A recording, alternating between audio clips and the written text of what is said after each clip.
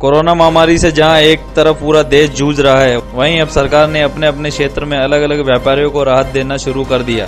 लेकिन एक व्यापार ऐसा भी है जिसे कहने के लिए छूट मिली है, लेकिन वह छूट ही उसके व्यापार को ठप कर रही है।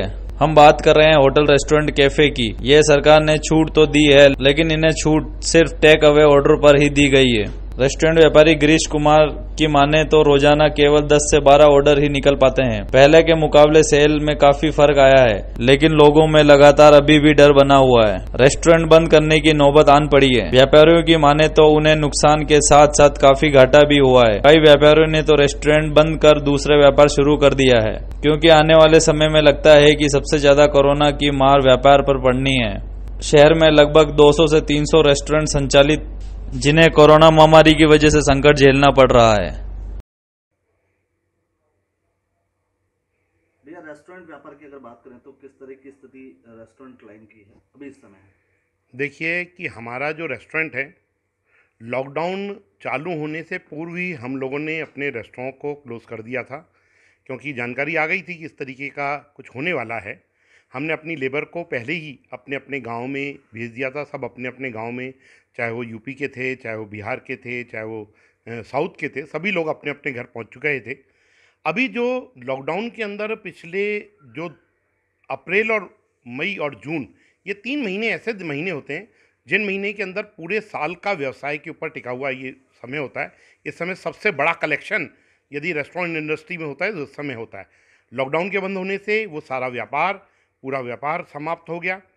होम डिलीवरी की सुविधा सरकार ने ज़रूर दी, परंतु होम डिलीवरी की सुविधा हम लोगों ने पहले प्रारंभ नहीं करी, क्योंकि एकदम होम डिलीवरी की यदि प्रारंभ करते तो कहीं पे कर्फ्यू का क्षेत्र थे, तो उस वजह से डिमांड वगैरह काफ़ी कम आती थी।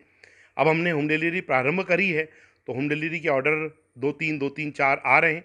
लोगों के अंदर डर का माहौल है।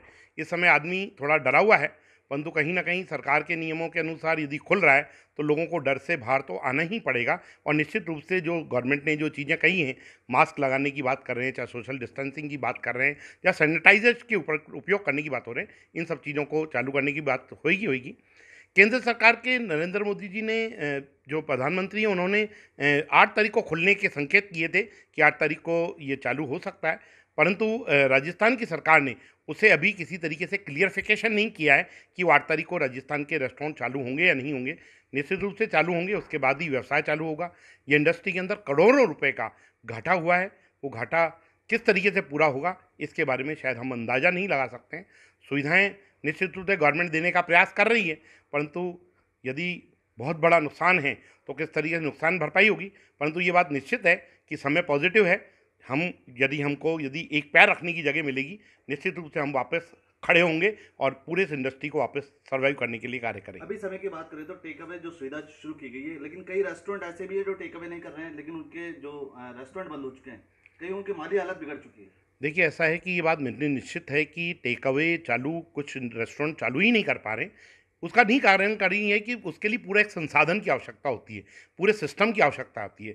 लेबर नहीं होगी तो किस तरीके से टेक अवे चालू करेगा, ये सब चीज़ों की परेशानी है। और टेक अवे करेगा तो उसको ग्रेवी बनानी पड़ेगी, ग्रेवी बनानी पड़ेगी तो उसको इसके लिए बल्क क्वांटिटी बनानी पड़ेगी, तभी वो उस चीज़ को सर्वाइव कर पाएगा। यदि वो छोटा सा ऑर्डर आएगा, ग्रेवी बनाएगा, करेगा, तो बहुत ज़्यादा समय लग जाता है। तो ग्रेवी के अंदर इतना समय भी, समय ग्राहकों के अंदर भी संयमता नहीं है कि वो इंतज़ार करे। निश्चित रूप से टेक अवे चालू हुआ है, हमने चालू किया है, और भी रेस्टोरेंट अब धीरे धीरे चालू करने का प्रयास करेंगे। निश्चित रूप से हमको इस पटरी के ऊपर तो वापस आना ही होगा। ये ट्रेन रुकी हुई है, निश्चित रूप से गति पकड़ेगी। किस तरह की स्थिति है अभी लॉकडाउन के बाद आपके व्यापार की? सर, जैसा आपको पता ही है, कोरोना महामारी के कारण सारे ही व्यापार अस्त व्यस्त हो गए हैं। उसी तरह रेस्टोरेंट भी इसी तरह, जैसे 22 तारीख से लॉकडाउन लगने के उपरांत पूरा बंद हो गया, स्टॉपेज हो गया, कोई भी काम नहीं हो पा रहा रेस्टोरेंट में। अब जिस तरह जैसे अर्निंग पहले बहुत अच्छी थी, अब तो अर्निंग आना बंद ही हो गई थी लॉकडाउन के आने के बाद। तो जैसे ही अभी लॉकडाउन खुला है तो सरकार की गाइडलाइन आई है कि आपको टाइमिंग दिया गया है कि आप 7 बजे तक ही काम कर पाते हैं, काम कर सकते हैं। तो हमारा जो डिनर टाइम होता है सर 8 बजे बाद स्टार्ट होता है, तो टाइमिंग बहुत शॉर्ट है, इसके अंदर हम काम नहीं कर पा रहे एक तरीके से। और जैसे ही 22 तारीख को लॉकडाउन लगा था तो उसके बाद पूरा काम बंद हो गया था। उसके बाद हमारी पूरी जो भी खर्चे हैं वो तो स्टार्ट हैं और अर्निंग आना बंद है। जैसे टेक अवे चालू? बिल्कुल सर, जैसे टेक अवे, बस only take away he provide करा रहे हैं हम। सरकार की गाइडलाइन के अकॉर्डिंग सीटिंग बिल्कुल हटा दी है, जिस तरह आप देख पा रहे हैं यहाँ पर। अच्छा, आर्थिक नुकसान की अगर बात करें तो कितना नुकसान हुआ होगा आपको? काफ़ी नुकसान हुआ सर। जैसे कि हमारा रेंट है, रेंट प्रोवाइड मेरे 2 रेस्टोरेंट है, तो दोनों रेस्टोरेंट के रेंट प्रोवाइड किए। सैलरी जो लड़के हैं 15 से 20 लड़के हैं मेरे पास, तो मैंने उनको गांव नहीं जाने दिया, मेरे पास ही रखा। उनको बोला कि मैं सैलरी आपको प्रोवाइड कराऊंगा, खाना आपको प्रोवाइड कराऊंगा, उसके बाद रेंट, बिजली, पानी, सब जो हमारे जो सोर्सेज है वो पूरे बंद हो गए। बाकी जो एक्सपेंसेस है वही है। तो इसके अंदर काफ़ी भारी नुकसान हुआ है। मेरे 2 रेस्टोरेंट हैं, अनुमान अभी नहीं लगाया मगर नुकसान बहुत हुआ है। नाम होता है? गिरीश।